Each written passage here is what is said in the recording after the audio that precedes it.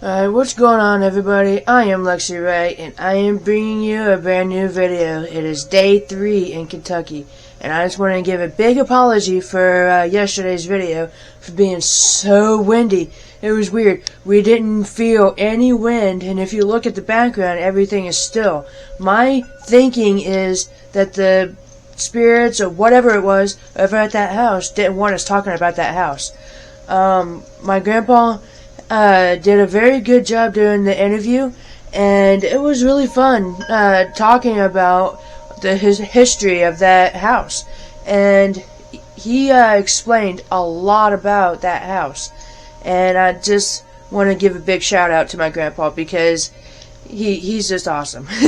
So today, my grandpa is going to be telling some of his ghost stories. So this is day 3 here in Kentucky. And my grandpa is going to be sharing some ghost stories. So if you like my content, let me know by leaving a like and subscribing down below. And let's get right into it, guys. Let's go, guys. Alright. Hello, everybody. Well, this is Dusty Field talking to you. My real name is Elbert Cundiff. I'm Lexi's, Madison. Her grandfather. This is from my apartment. I'm doing this from my apartment here in Cloverport. She wants me to do a couple of ghost stories. So I told her I would. I guess the first one that I'll talk about was back when I was a young boy. Well, I was a teenager. About 14 years old, I guess it was. And we was living in a house in Brandenburg, Kentucky. The house belonged to a lady by the name of Miss Allen. And Dad had rented the house from Miss Allen. And so we didn't know anything about any kind of a tragedy or anything happening in the house that when we moved into it. And the house had, it had 3 bedrooms, living room, kitchen, bath, and all that kind of stuff. And a carport on the outside. And so I slept in the living room. I had a little dog, little miniature beagle. At that time, his name was Crypto. And I slept in the living room on the sofa. And so one night, I was laying there on the sofa getting ready to go to bed and everything. My little dog was with me. And I was laying there, and there was a electric lamp behind me. Living room lamp behind me, and my little dog, Mom and Dad and Granddad had all went to bed, and it was around about 11 o'clock, 11:30 at night, and my little dog started growling and kind of whimpering and doing a little bit of stuff like that, and kind of shivering and all this kind of stuff. And I happened to look up. I was laying there on the sofa reading a book. And like I said, the electric lamp was behind me, and I happened to look up, and there was a woman standing. There was a hallway going down. There had my room on the left and Mom and Dad's room on the left. Then on the last door on the right, before you got to the end of the hallway, was a bathroom, and then Granddad's room was at the far end of the house. So standing there at the corner of the wall that headed down towards the hallway, there was a woman standing there, and she was wearing a pink nightgown, and she had pink hair colors in her hair. And I thought it was Mom. And so I didn't scare me or anything. I just thought it was Mom, so I just said, I'm going to bed. And so I just reached behind me and turned off the light, and I just went to bed. Next morning I got up and everything to get ready for school, eat breakfast and all, and get ready for school. And I asked Mom, what did she want that night? And she didn't know what I was talking about, so she asked me to explain. And I said, you were standing there wearing a pink nightgown with pink hair colors in your hair. And she said she didn't have a pink nightgown, and she also didn't have any pink hair colors. So I didn't say any more about it. So couple of weeks after that, I went up to talk to our neighbor across the road there, across our road. She lived in a house up in front of us, and her name was Thelma Miller. And I was talking to her, and she said, well, she said, I've been waiting for you to come up here and say something. So I wasn't going to say anything until you come up and said something. So she said, I can explain what that, who that person was. She said at one time there was this young woman had moved in there, and she had just recently had gotten married to her husband was a soldier in Fort Knox. He was at the Army base in Fort Knox. And apparently they had eloped because apparently he didn't know anything about her family or anything like that. So after they got married, he had to go back to Fort Knox for back to the Army. And so while he was gone and everything, she got sick. She got some kind of a sickness, and so she was in bed. And her brother came to see her. Had heard that she was sick and had come to see her. And so he visited with her for a little while, and then her husband, her young husband, had gotten what was, I guess, an emergency furlough or emergency leave or whatever, or got leave. So he came, without her knowing anything about it, without telling her anything about it, he came back, to see her and all. Well, when he walked into the house, her brother was getting ready to leave. So he just bent down, as brothers will do, just bent down, and kissed her goodbye to say goodbye to her. And so her husband, not knowing that that was her brother, and seeing her laying there in bed in a pink nightgown and all, he thought the worst. Well, he run the brother out of the house. Then he went back into the house, and he attacked his wife while she was weak and laying there in the bed. He attacked her and beat her till he thought he had killed her.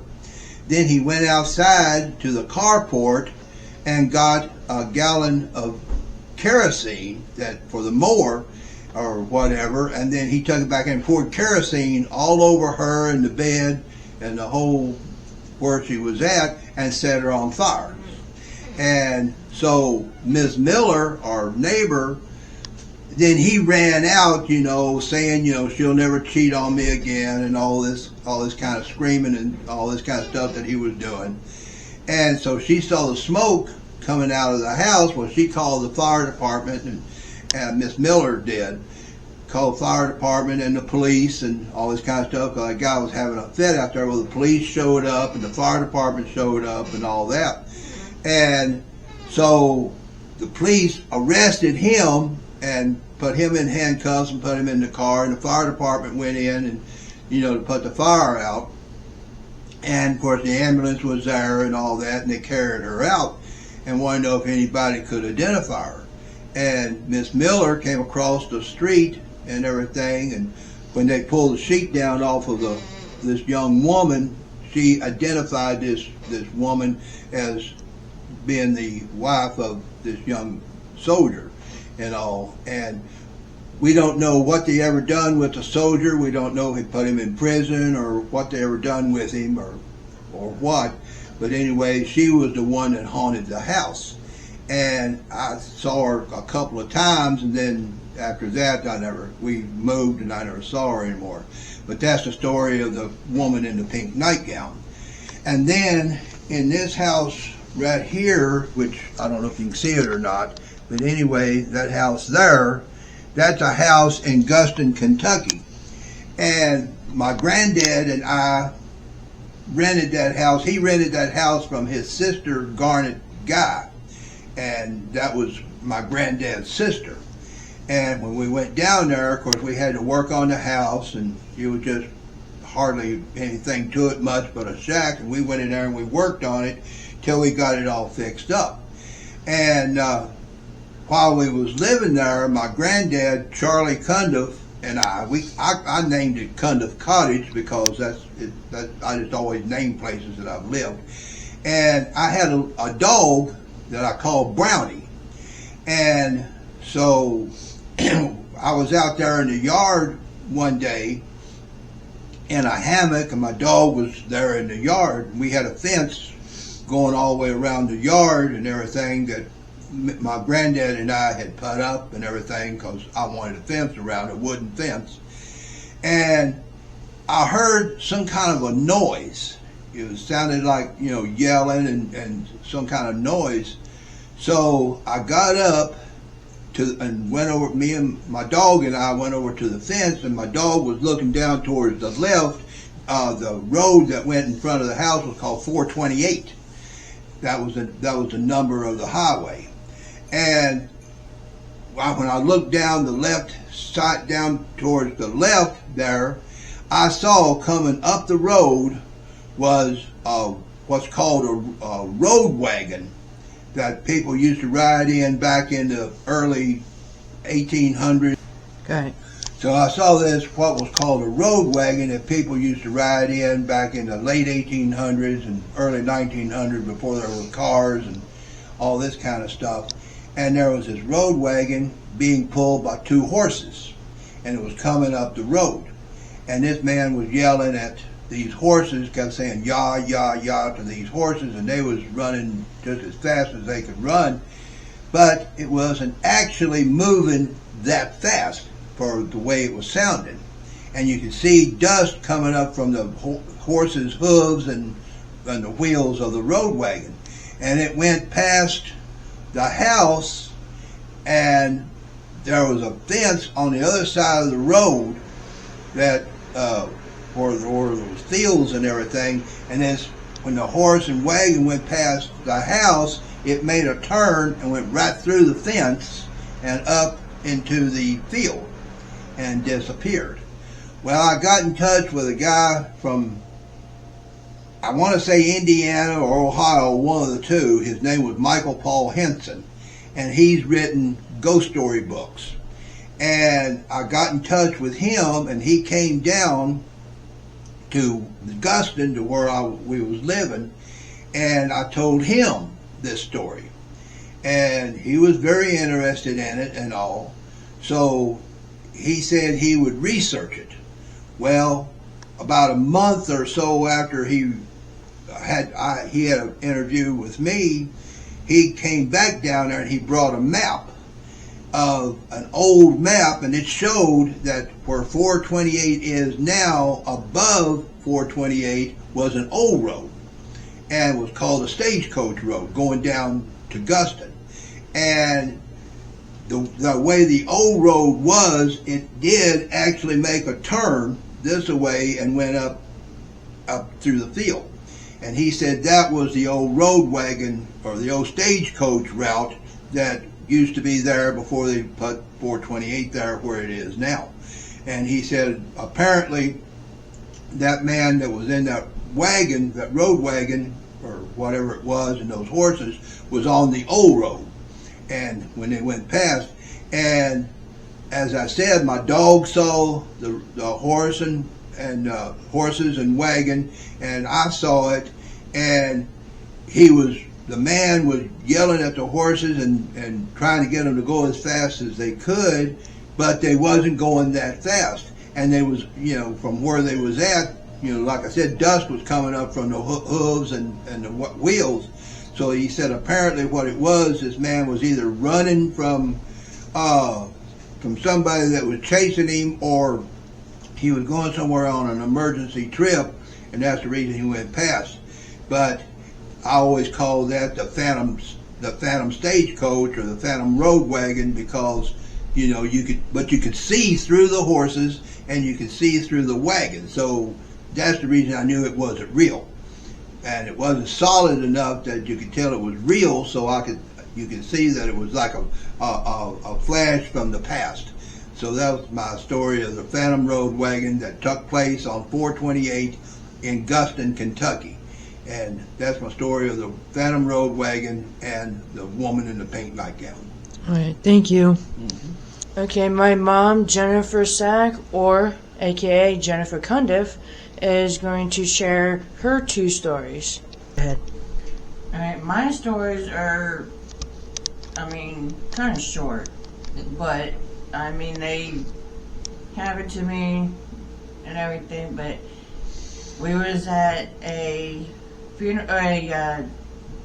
cemetery in Felicity, Ohio, and we were just walking around looking at the monuments, stuff like that, and there was a mausoleum, and I remember I walked up to the mausoleum to see like who was like in there, and I was standing there to see if I could hear anything or whatever. Well, I was told that we were leaving and to come on, and I couldn't leave. I was more or less like stuck to the mausoleum. Something was wanting me to stay there, didn't want me to leave.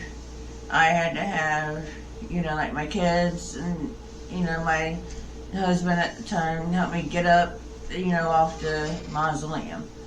And then I have another story of being at another cemetery, and it's called Mount Moriah, and we were again walking around getting pictures and seeing if we could see anything, and I again came across the mausoleum, and at one point I did walk up to see who was in there.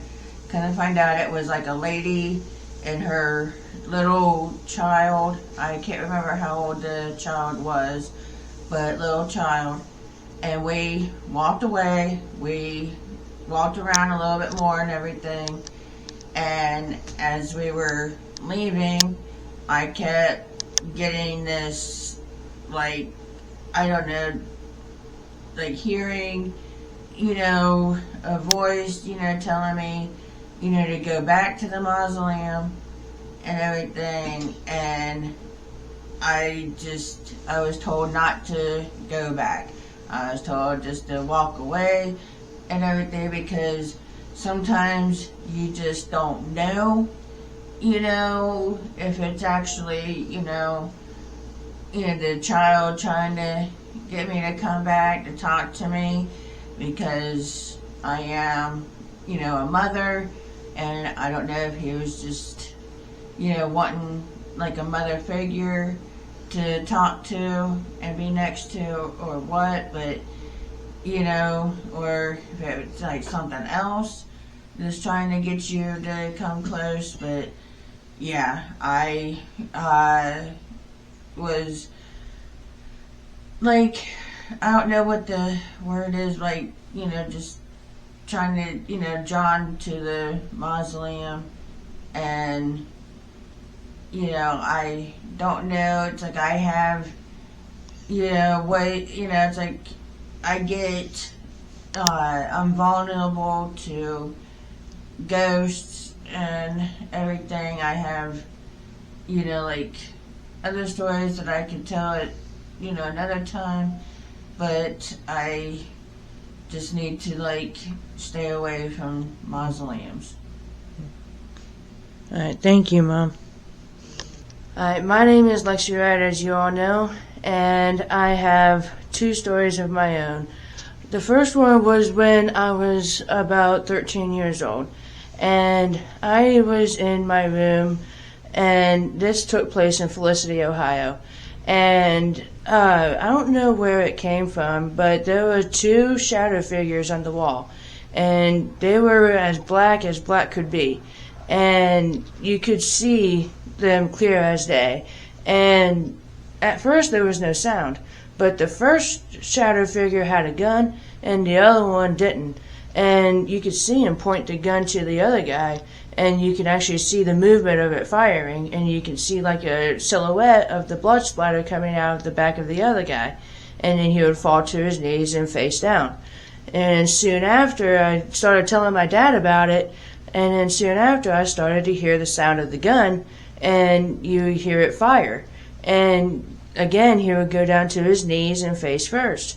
But then after a while I started to tell my dad more about it, because he didn't believe me at first, And then he was actually in the room, and they tried to show up, but he drew a cross on the wall, like a Christian cross on the wall, and they were never seen again. I never saw him again, and that trailer is now torn down. But it was very, very haunted because of all the ghost hunting my family and me and my brother Dylan did.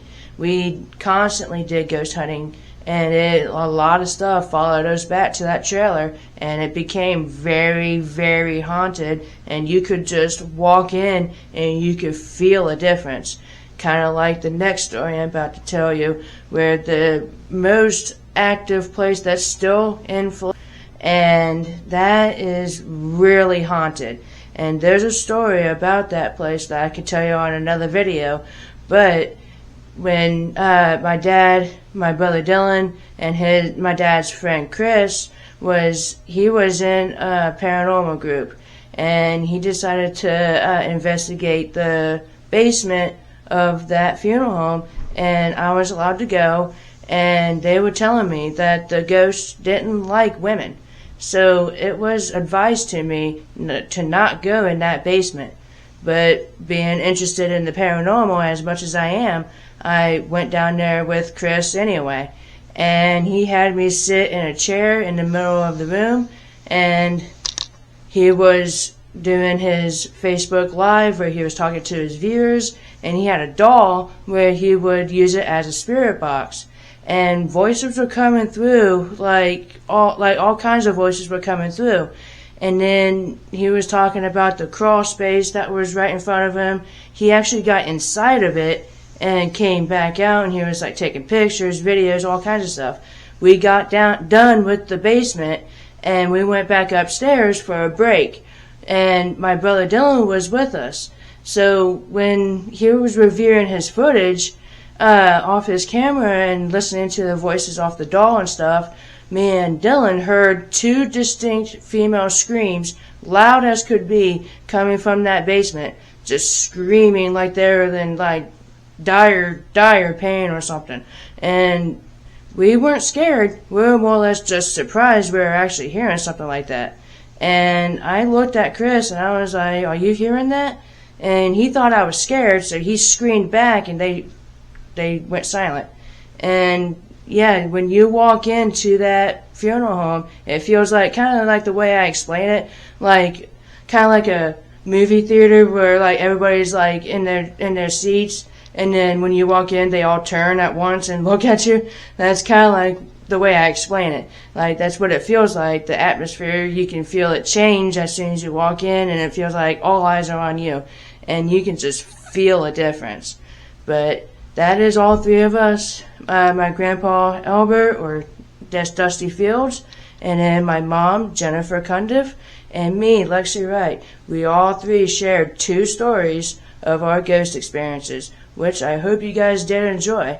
And if you did, please leave a like, and please subscribe down below to let me know that you enjoy my content. And I will be back in the future with more videos. So this is day 3 in Kentucky. I'll be doing more videos part of this series, and I hope that you guys are enjoying. So I'll see you guys later. It's been Lexi Wright, and I am out. Peace out.